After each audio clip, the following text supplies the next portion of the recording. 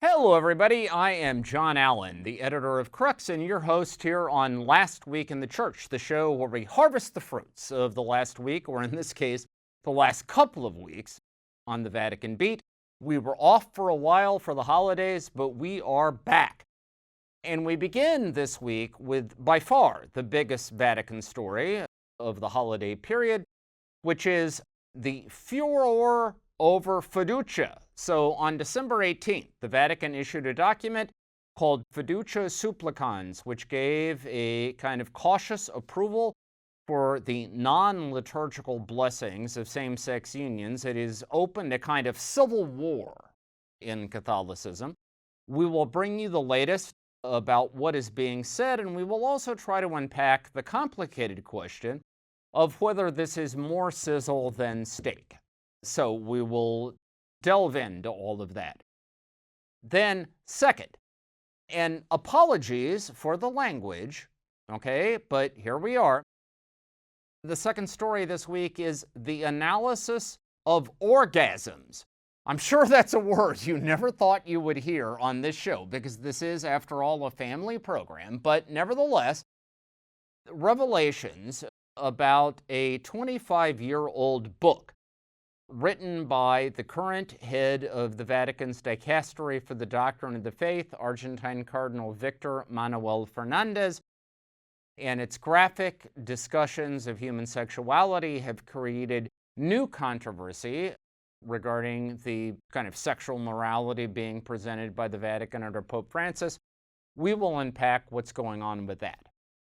Third, we've got saying no to surrogacy. In his annual address to diplomats, Pope Francis calls for a global ban on surrogate motherhood. We will try to explain what the Pope's concern is and how that fits into the panorama of the positions being taken by this papacy. And then finally this week, we've got Musings on Mongolia. My wife and I spent the holiday season, that is Christmas and New Year's, in the coldest capital city on earth, that is Ulaanbaatar in Mongolia. I'm going to try to argue that that was a perfect perch with which to regain some degree of perspective about what really matters in terms of the Catholic faith. All of that and more is waiting for you on this edition of Last Week in the Church, so please, do not go anywhere. Do not change that dial. Do not click away. We will be right back. This is our official Last Week in the Church infomercial, because I come to you with a special offer for all of those would-be Catholic eggheads out there. That is, if you're the kind of person who likes sounding smart, who likes creating the impression that you know things other people don't, that certainly describes me. If that describes you, you're going to want to know about this. Now, I've already spoken about this new app, this new online resource called Magisterium AI. Basically, what it allows you to do is to type in a question like, what does it mean that the Pope is infallible? Or what does the Catholic Church teach about the environment? Or, whatever. And it will give you a short, smart, easily digestible answer based on more than 5,000 official magisterial texts. But recently, these guys have created a new feature on the app. It's called the scholarly mode, which draws not just on official texts, but also the best and brightest of Catholic thinkers and theologians over the centuries, from Augustine and Aquinas to more contemporary figures. And we'll also give you a very quick answer about what those folks have had to say about what the Church teaches on various issues. Now, I promise you that if you try this once, you are going to wonder how in God's name you ever lived without it. It's brought to you by our friends at Longbeard. They are the digital marketing and design company that provide the IT backbone for Crux. They provide the same service for a slew of other Catholic organizations and outfits. They're brilliant, and they are creative, and they are tremendous. And I'm kind of out of adjectives at this point, which is saying something because I traffic in adjectives. But I am telling you, these people are the absolute level best. So check it out. This is Magisterium AI, their new scholarly mode. You're going to dig it. magisterium.com. That is magisterium.com. It comes with my personal guarantee.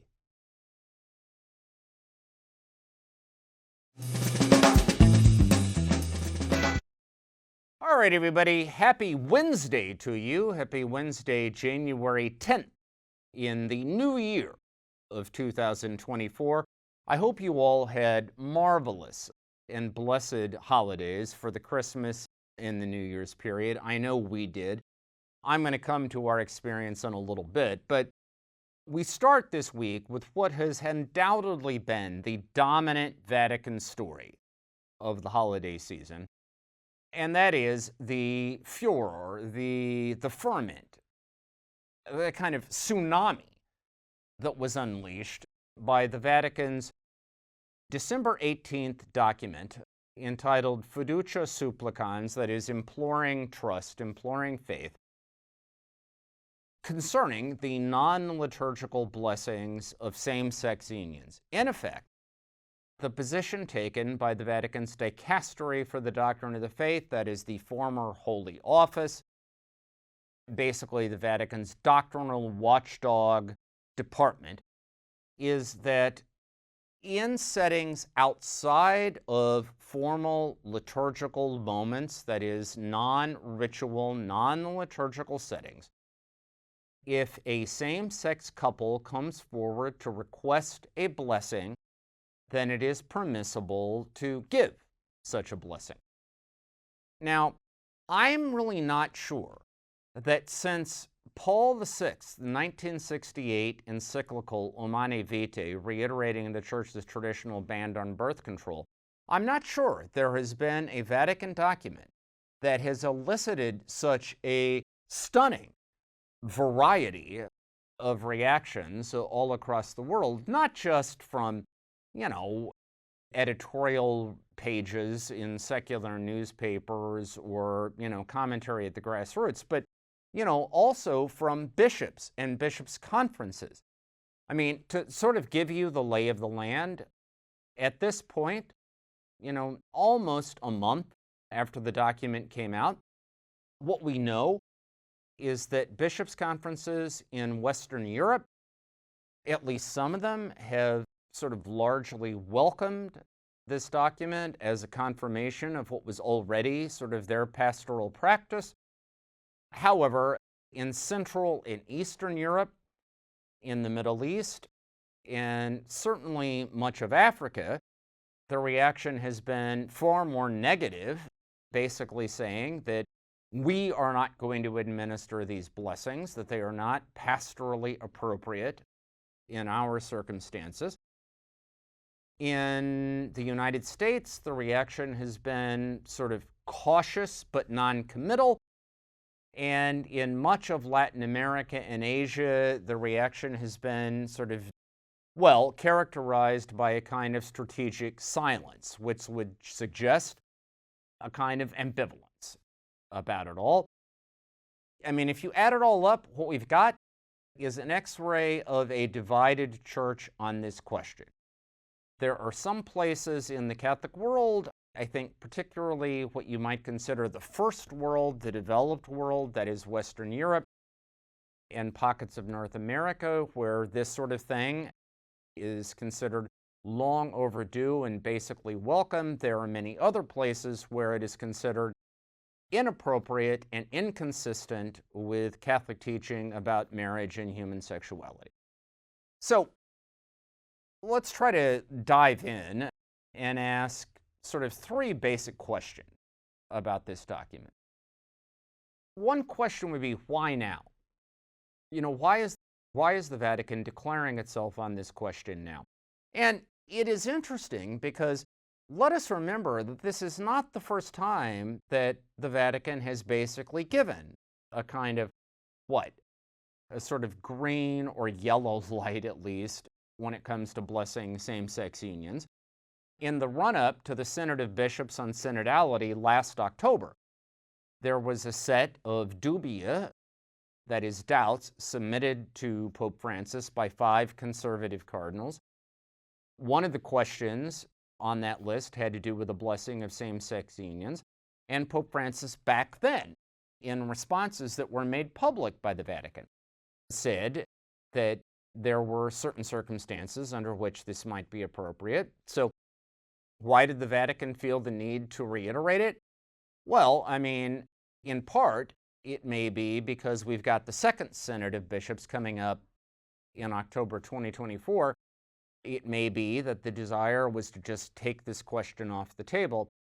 But I think probably the more proximate explanation is Germany. That is, the German church, in its very controversial synodal way, has talked about creating some kind of formal liturgical ritual blessing of same-sex unions.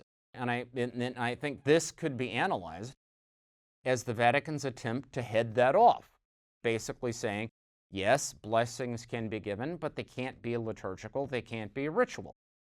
And that's not just a hypothesis. Cardinal Victor Fernandez, the head of the Vatican's Dicastery for the Doctrine of the Faith, gave an interview on January 3rd to the German newspaper Die Tagespost, in which he basically said that this was a clear response to the German proposal, and that it's not everything the Germans wanted, but it is the Pope's effort to kind of keep peace in the church.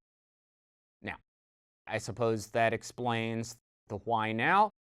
You could ask, as a subsidiary question, if the whole point of this exercise was to respond to a specific national local church, why did the Vatican opt to deliver a kind of universal statement? I mean, bear in mind, this is the first actual declaration from the Holy Office in 23 years. The last one was the document Dominus Jesus about the relationship between Christianity and the other great world religions in the year 2000, issued under then Cardinal Joseph Ratzinger, the future Pope Benedict XVI. You might ask, if all you wanted to do was say no to the Germans, why did you need a kind of universal declaration like this? That's a question that I'm not sure, well, I would say we don't have a clear answer to it. But let me get to the bottom line. I think the real question to be asked about this document is, what difference does it actually make? That is to say, is this a case of a genuine earthquake in Catholic life to which everyone is reacting, or is it a case of a highly symbolically charged issue that on the ground really is not going to change pastoral practice in any particularly significant way? And I would argue that there is a good case to be made that it's actually the latter. That is, that this is just not the big deal that many people want to treat it as. I mean, let me try to break this down for you. Here's what I think. Yes, there is a significant LGBTQ plus community in the Catholic Church. However, many of those folks long ago have stopped going to church. Okay, so take them off the table. They're not involved. Of those who still go to church, I would suggest that the vast majority, probably a long time ago, found ecclesiastical home. That is, a parish. Maybe it's a Newman Center at a Catholic university. Maybe it's a more liberal parish that kind of identifies as in the spirit of the Second Vatican Council, whatever. Most of those people have already found a home where their relationships, they feel, have already in some way been blessed, or at the very least have been accepted. All right, so the population of LGBTQ plus Catholics who are presently clamoring for some kind of blessing, it's probably a fairly small pool of people. On the other side of this, I would point out that there are also LGBTQ plus Catholics who are not going to be satisfied with this decision, who think that it falls short of the full marriage rights to which they feel entitled. So again, my point is, we're talking about a very small group of people whose lives are actually going to be affected by all this. I mean, let me try to put this differently. Fiducia Supplicans, this new document from the Vatican, it doesn't actually prohibit anything, and it doesn't actually require anything.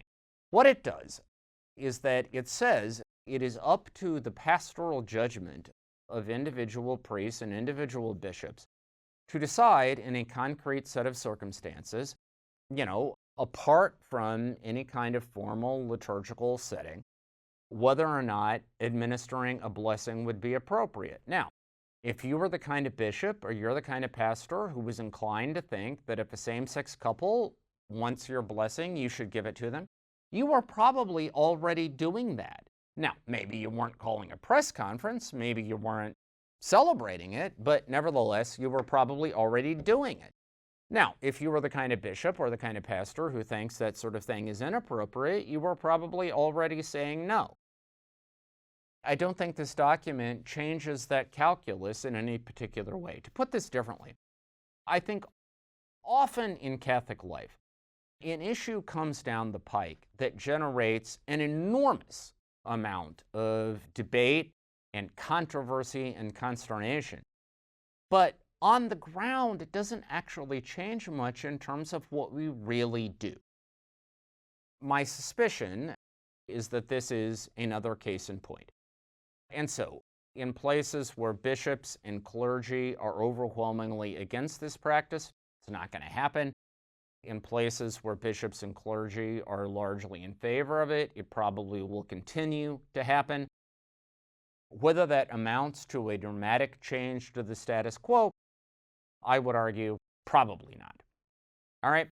But obviously, we will continue to track reaction to all of this, and we will see how it plays out.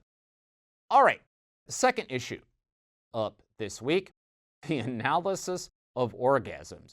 And again, I apologize. I know this is a G-rated family show. That's probably not the kind of vocabulary that normally you would expect to hear, but it is relevant for this reason.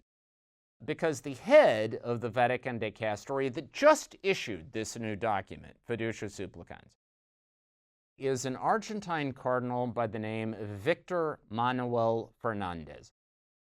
And it turned out, based upon revelations that came to light really just yesterday, that 25 years ago, Fernandez had written a book about human sexuality. It was titled Mystical Passion, in which he discussed, various aspects of sexual relationships between men and women.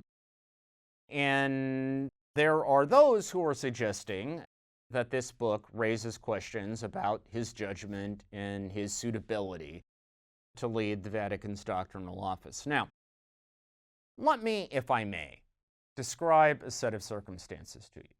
Okay, here are the set of circumstances. A previously unknown, largely unknown, Catholic prelate gets a major Vatican gig. And after a while, it is revealed that many years before, he had written a book on human sexuality in which he discussed, the details of male-female sexual interaction, including the dynamics of orgasms and penetration and so on. And that all of this suddenly became a cause célèbre. Now, that describes the current situation with regard to Cardinal Fernandez, but I would point out it also describes the situation with Pope John Paul II when it was revealed that as a young Polish priest, he had written a book called Love and Responsibility that was published in 1960, which formed the basis for what eventually became his celebrated Theology of the Body, a series of catechetical lessons he presented from 1979 to 1984, in which he described in some detail the dynamics of human sexuality. And, he discussed orgasms. And in fact, Pope John Paul II argued that as much as possible, men and women should aim for simultaneous orgasms in order to sort of express the mutuality of the sexual act, and so on. My point is that Fernandez is hardly the first senior Catholic cleric on the basis of his experience of talking to young couples to sort of take a stab at trying to present a spirituality and a theology of human sexuality. I would also point out that the idea of human sexuality as an icon of Trinitarian love was also at the heart of Pope Benedict XVI's encyclical Deus Caritas Est. Now look, in comments to Crux, Fernandez said that that book, which he wrote 25 years ago when he was 36 years old, he said it no longer represents the developed form of his thought, that he has not given permission for it to be reprinted, that it's not so much that he regrets it, it's just it's not where he is at today, and probably doesn't represent the current form of his thinking. I guess what I would say here is, look, if you read that book, there are some expressions there that come off as a little awkward or a little excessively graphic or like arguably, I don't know, just embarrassing? Yes, absolutely. I think, and that's probably always the case when a celibate male cleric is trying to pronounce on human sexuality. Nevertheless, does this invalidate, every position that Fernandez is now taking as the prefect of the Vatican's Dicastery for the Doctrine of the Faith? I don't know. What I think is that all I can say is this, okay? Ladies and gentlemen, in a few days, I'm going to be celebrating, or at least observing, my 59th birthday. Would I want to be held accountable for everything that I wrote or said when I was 36 years old? Probably not. Should the same kind of consideration be given to Fernandez? Probably.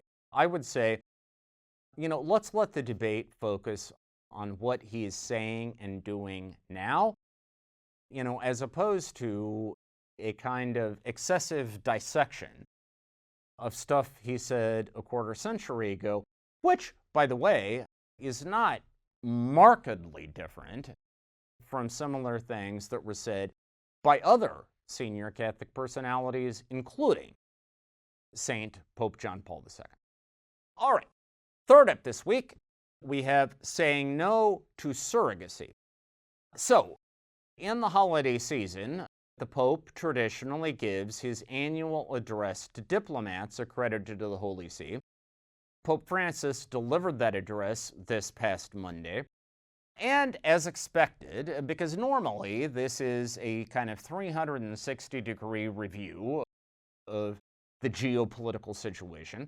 And so, as expected, Pope Francis touched upon the war between Israel and Hamas in Gaza, though without naming Hamas specifically. He touched on the ongoing war in Ukraine, and notably referred to it as a war of Russian aggression, which was more explicit than the Pope has sometimes been on this conflict. He talked about nuclear weapons and what he described as the inherent immorality of the possession of nuclear weapons. He referred to the Sudan and conflict points around the world, and all of that very much in keeping with the kind of standard diplomatic and geopolitical analysis that popes usually offer in these moments.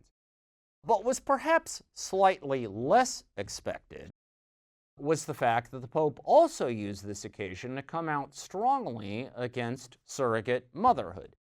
He described it as a despicable practice and said that he is in favor of a global ban on surrogacy, and said it is essentially an immoral and unacceptable commercialization of the act of childbirth, of having a child, bringing a child into the world.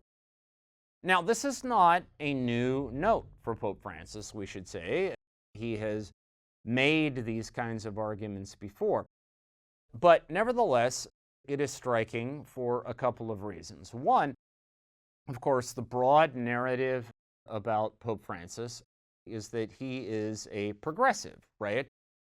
Yet this is a case, much like his positions on, say, abortion or artificial reproduction, in which he actually aligns with the positions taken by cultural conservatives against these sorts of practices.